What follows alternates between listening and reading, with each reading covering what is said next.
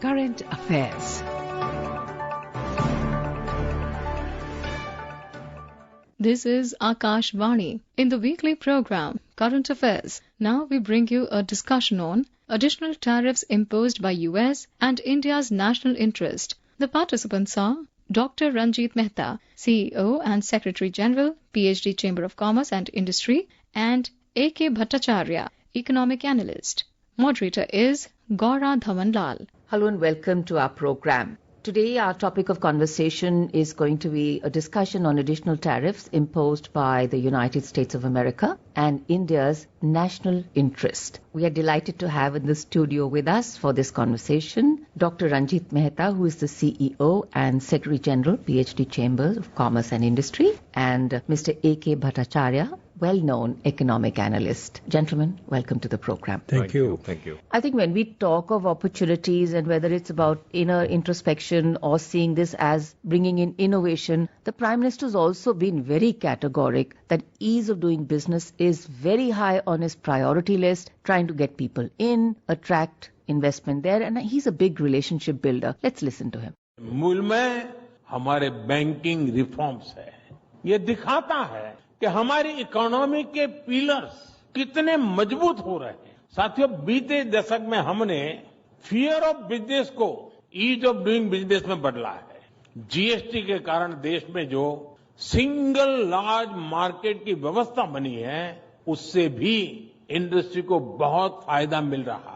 You know, a lot of conversations, AKB, have been happening about the tariffs, the additional tariffs, the impact, when is it going to happen? A lot of Trump talk, so to say, has happened. Ever since April, a lot of going back on announcements and statements has also happened. So just to put it very briefly and concisely, tariffs to begin with, and the word additional tariffs. Just a little bit of historical context. You asked a very important question. The fact of the matter is that ever since Mr. Donald Trump assumed office, White House, Washington, D.C., this question about using tariffs as a tool of, I would say, diplomacy has come into play. So India was considered to be a tariff king, and even though India's average tariff was close to 17% or so, but India was painted with that brush. And he produced a list of countries which would be levied kind of retaliatory tariff depending on what is their trade deficit like. If India's trade deficit with the US was X, so you got a tariff of 26%. So like this he did, and then he said that he will have negotiations with different countries. With China, he used the same technique, and what China did was China used its power over rare earth supplies, and the US succumb to those pressures. So there was no such tariff instrument being used. But in the case of India, unfortunately, India did not have that kind of a tool, negotiating tool. So he first levied a 25% tariff. And then, given his temperament, he probably was irked by the fact that the Indian government was not giving him enough due credit on having resolved the Indo-Pakistan conflict. He said that since you are depending on the Russian oil more, so over the 25%, he said, I want to levy another 25% tariff. So it actually became more than 50%, but because please remember, this 25% original tariff was over and above the most favored nation tariff. So for example, let us say in the case of garments, there's the MFN tariff is around 11%. On top of that is 25%. And now you have another 25% on that. So the net impact on India's garments to the US is now around 61%. Whereas a country like Bangladesh or Vietnam, our competing countries, will be able to export it at a far lower tariff, or maybe say around 30% or so, because if Vietnam gets 19-20%, you add another 11% of MFN. So we are at a disadvantage, and that is the context in which this additional tariff has come about, and Indian exports will obviously be impacted. I think Dr. Mehta can say more about the impact. Right. In fact, Dr. Mehta, so AKB has given us a brief context. If you could just, to begin with, just give us a snapshot of how is the industry feeling about it? Because, of course, later on we'll get to the actual impact, what are the sectors, what are the pockets, but what is the, the kotuhal or the general halchal which is happening because of this? See, it's really shocking to see these tariffs, and which is unheard of in trade with the US. There is no past history as such. So therefore, it's very concerning, especially our small businesses who are engaged in business such as gems and jewelry, textile, engineering goods, auto components. I think it's a cause of concern.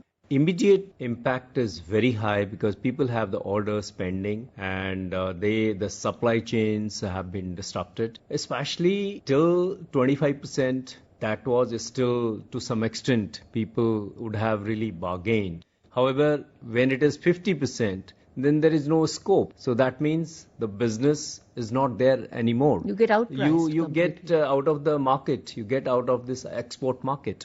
So I think we must look at it as an opportunity. We have seen in past also, whenever these kind of external shocks have been there in our Indian economy, India has responded very well.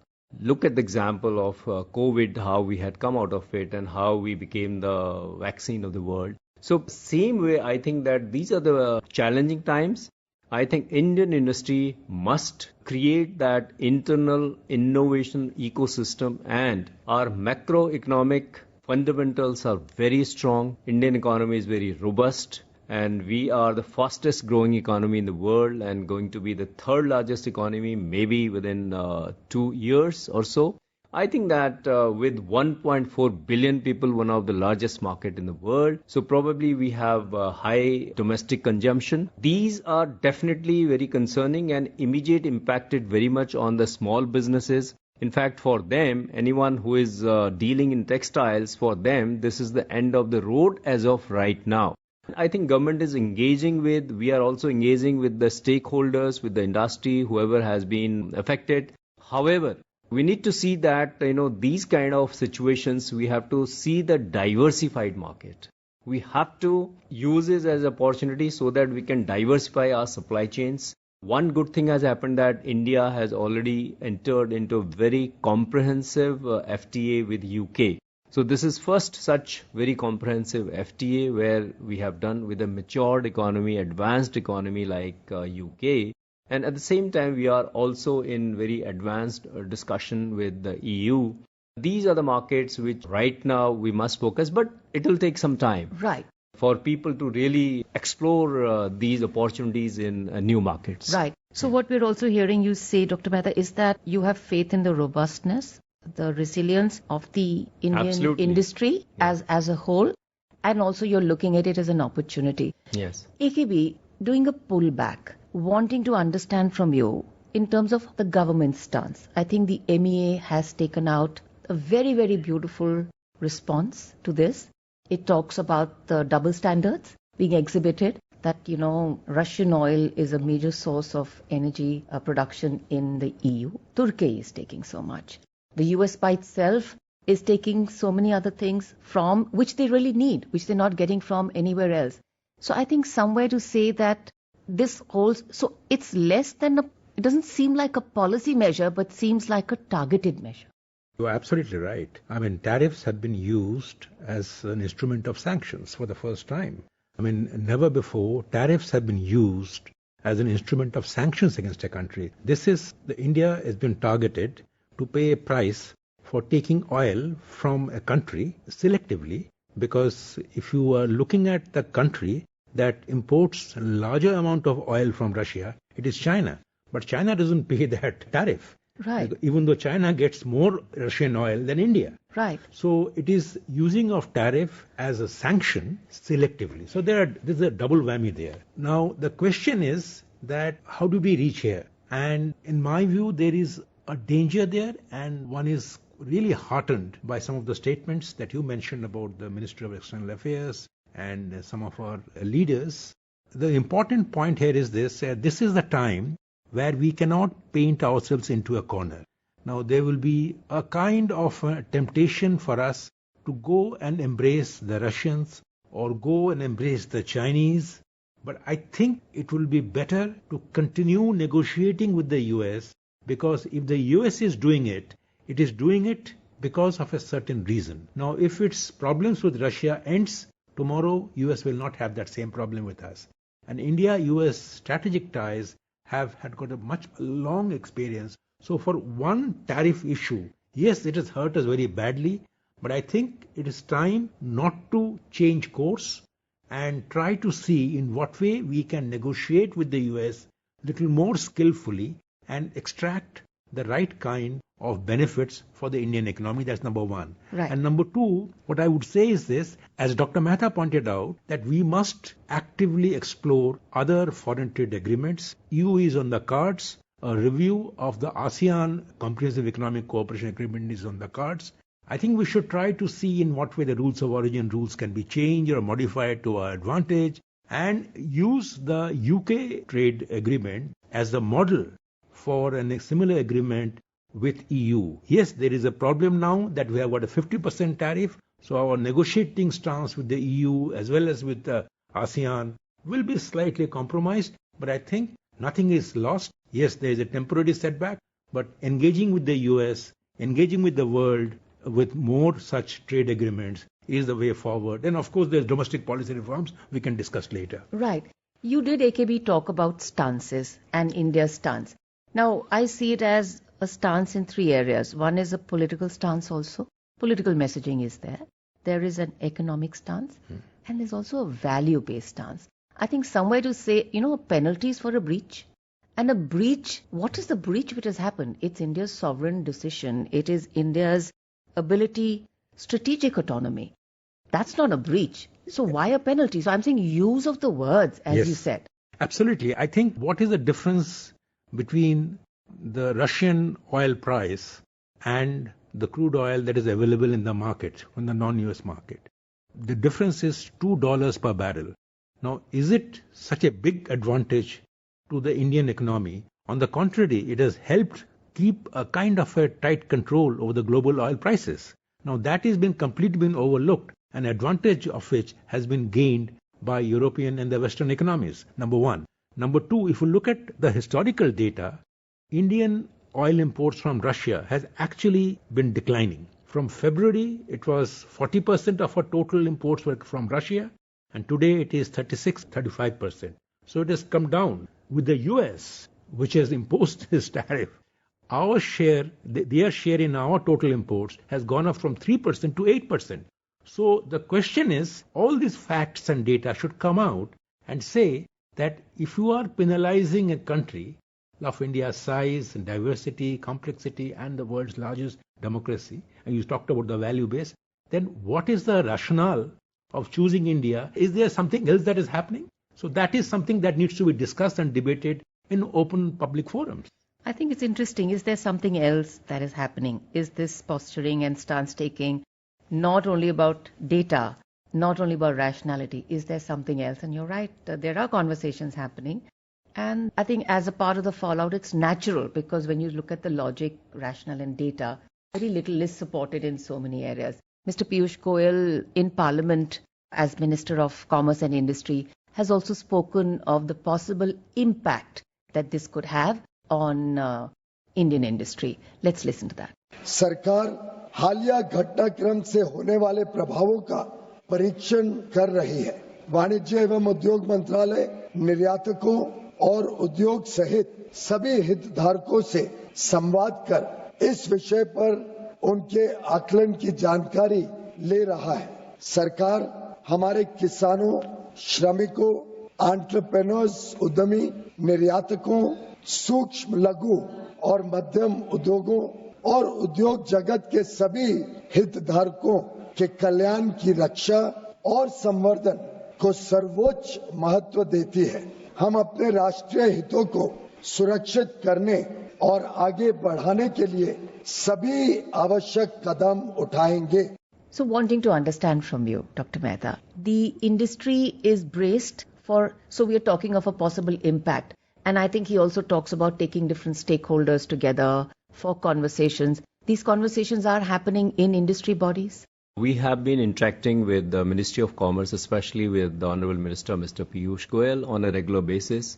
And there have been many conversations with the industries who have been affected.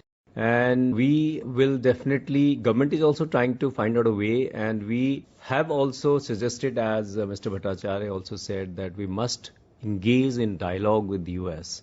I think government is definitely aware of the fact. At the same time, we cannot sit back.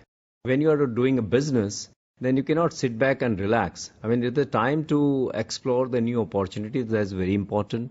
Secondly, I think that apart from the diversification of the market, now India today, if you just look at the global economy, of late, you have seen that in the last decade or so, India has emerged as a most trusted global partner. People are looking for their supply chains to be diverted from China to other countries. I think which country they can go to. I think that we need to again streamline our processes, inward processes. But definitely this particular event of tariffs has certainly disrupted the supply chains, and especially the impact is on the small businesses. Right now, electronics and pharma have been left out, which we feel that understandably regions. Now, but other sectors, I mean, we have totally become uncompetitive. So we need to be focusing on the competitiveness of Indian MSMEs because we have more than 65 million MSMEs in our country. So we need to leverage the strength of that. We need to leverage the strength of our demographic dividend. We are the young country. We have mostly a young population. I think these are the advantages that we have. And still, if you see the various reports, this tariff is, in fact, PHDCCI had just released a report when 25% tariff was imposed on India, that it will only have around 1.87% on $88 billion export, which we did last year to US. So that comes roughly around $8 billion. Okay. And if you just look at the overall economy, so on 25% tariff, we will have an impact of around 0.19% on our economy, which is quite negligible. It's not a question of short-term impact. It's an overall ecosystem. It's like overall investor sentiment also. That also gets affected. Absolutely, absolutely. Yeah. In fact, I think when, and earlier AKB also mentioned data, facts, figures, when you take all this into account, Mr. Piyush Goyal also in Parliament said that from the fragile five to the fastest growing. I think with this tagline, let's listen to him and then take it forward.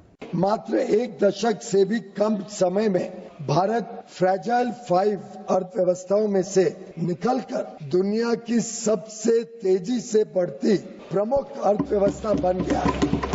हम अपने reforms और अपने किसानों, MSME और उद्यमियों की कड़ी मेहनत के बल पर 11वीं सबसे बड़ी अर्थव्यवस्था से शीर्ष 5 अर्थव्यवस्थाओं में से एक बन गए हैं। यह भी अपेक्षित है कि हम कुछ ही वर्षों में तीसरी सबसे बड़ी अर्थव्यवस्था बन जाएंगे। Right. So AKB coming here, definitely you're taking, India doesn't have the rare earth element to negotiate and all, but as Dr. Mehta said, we have a demographic dividend. And finally, I think in terms of population, you see people are a resource. Now people are being seen as a strength. So when we look at the impact on India, our resilience, our past history, wanting to understand from you the impact on the American economy of this. Well, interesting question that you have raised. The impact on the American economy cannot be very good. Although India's share in US imports is very, very small right now, but if you see import from Brazil, which is also 50%, import from many other countries, which is 20%, 30%, China is 30%. If you look at the entire overall, their effective average tariff for the US has reached 18%, which is the highest ever since 1934. Now, 18% country which used to have an average tariff rate of 3% or 4% has gone up to 18%. Now, if it goes up, then what happens is the import cost into the economy goes up. Now, US is still a very open economy. It doesn't manufacture itself very much. It's highly import dependent. Which has been one of the pain points, actually, for So Mr. now Trump. what happens is that the import cost goes up and inflation will be the first casualty, in a sense that the inflation rate will go up, which is why the US Fed, Jeremy Powell, is constrained in not going ahead with any rate cut, because he is saying that inflation outlook is very, very, very mixed, because inflation will go up and then what do you do with the rate cuts then? So they are postponing a rate cut, but I think And he's not very popular with Mr. Trump right now because of this. So I think the US will definitely be hit. But I think the lessons for India is no less. Now, this is the time when we should embrace the principles of free trade even more strongly. In a sense, just as showed with our UK trade agreement, wherein we brought down 90% of our items, brought down to 0% over a period of time in some cases. But then we showed that we are a country which believes in open economy, where believe in the principle of tariff being coming down. It is something that, in 1991, our average tariff was 79%. Now that has come down to 13%. In the last few years, it went up. But I think it's time to relook at that, because please remember, with 30% of our total export cost, or actually domestic manufacturing cost, is because of the import tariffs. So therefore, we need to use this as an opportunity. One, reinvest all our energy and diplomacy in preserving the multilateral trading order. If that is not possible, look for new free trade agreements with different zones, different countries, particularly with Southeast Asia, which is the big market which is growing. Europe is not consuming.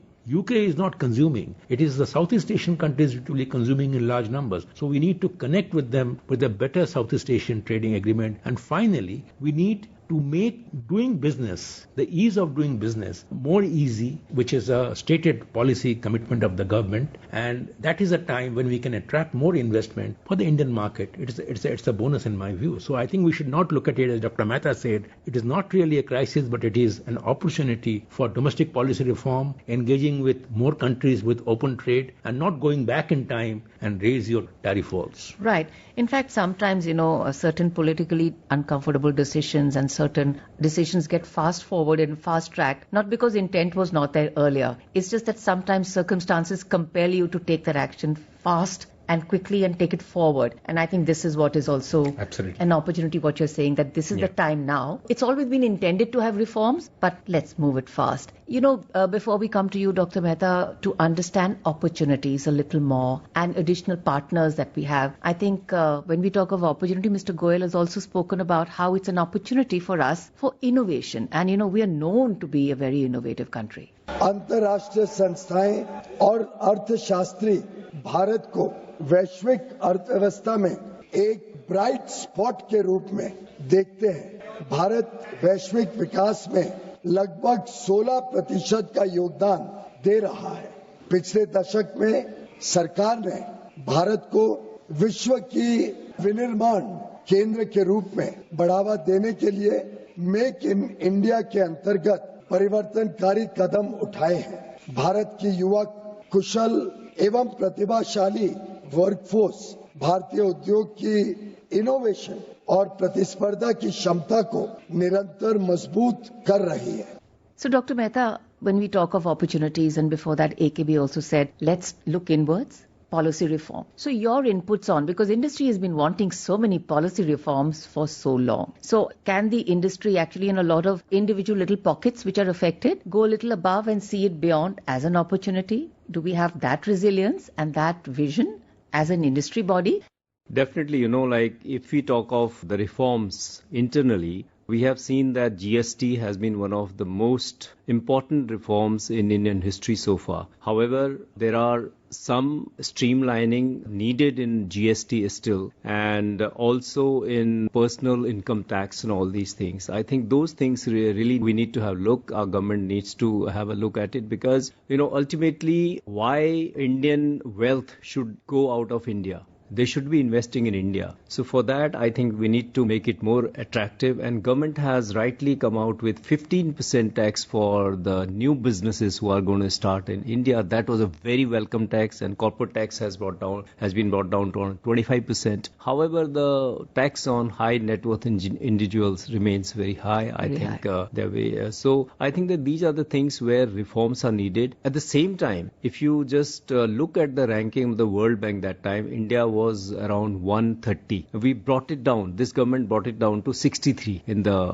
ranking, ease of doing business ranking. So there have been many reforms, and especially the kind of startup ecosystem that has been created in our country. In 2016, when Startup India was launched, we had around 400 registered startups in our country. But today, as we are talking, more than 150,000 startups, they are working on various domains, and more than 115 unicorns. And those unicorns, most of them have come after COVID. So this shows the entrepreneurial ability of India, that how India can respond to these kind of challenges. I think we have enormous internal strength. We are a young country. We have a vibrating young culture. The young people are really very, very tech driven. And this is the country where more than, billion phones are there and everybody is connected through the phone. The kind of UPI system that we have created, I mean, that has been an example from many of the countries in the world. And especially during the COVID, how we have shown the world. Still in US, when things were happening manually, in India, everything was through online. It was digitally. Right. So these are some of the reforms that have been taking, like Digital India and the kind of deep penetration of fiber networks in rural areas and all. The digital public infrastructure, which is so important today. Many other countries in the world, they are, taking examples of India as far as digital public infrastructure is concerned. I think these are things which have been really good. And now we have to create that innovation culture, because we need to spend more on R&D. Ultimately, today, if you look at the trademarks filing and all, India is still lagging behind, though we are on the third or fourth stage. But I think that we need to create that culture, and there have been many reforms, even in intellectual property, right, and all trademarks, and young people who are getting into a startup. They are starting many new startups, not only in domains like what you have seen, but in agriculture, in space. I think that this is a culture which is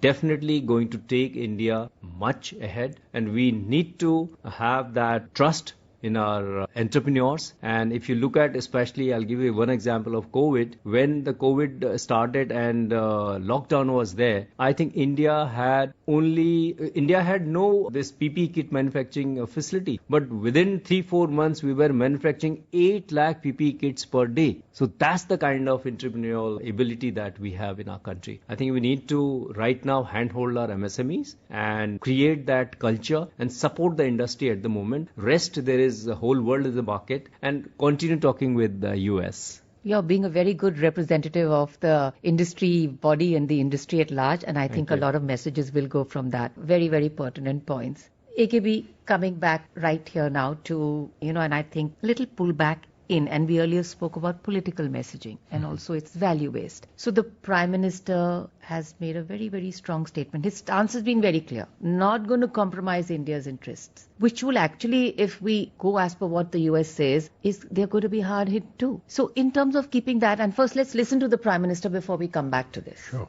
हमारे लिए अपने किसानों का हित सर्वोच्च प्राथमिकता है।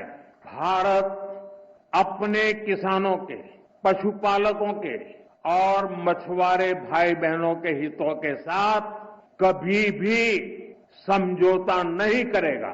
और मैं जानता हूं व्यक्तिगत रूप से मुझे बहुत बड़ी कीमत चुकानी पड़ेगी, लेकिन मैं इसके लिए तैयार हूं। मेरे देश के किसानों के लिए, मेरे देश के मछुआरों के लिए, मेरे देश के पशुपालकों के लिए आज भारत तैयार है। More than just a political stance, it's also very, very important for the future of the country? It is not it is not really a political stance. Mm-hmm. It is actually a stance that the Indian economy needs to strongly stand by. Look at our India-UK free trade agreement. Now, what did we do? We exempted our dairy sector, we exempted our farm sector, and we made sure that the genetically modified crop kind of a thing, which as a matter of policy we have not yet allowed except cotton. Now, they were out of it. Now, if we could manage a deal like this with UK, now there is no reason why US should not recognize these sensitivities of the Indian economy and create those bypasses in an agreement. Right.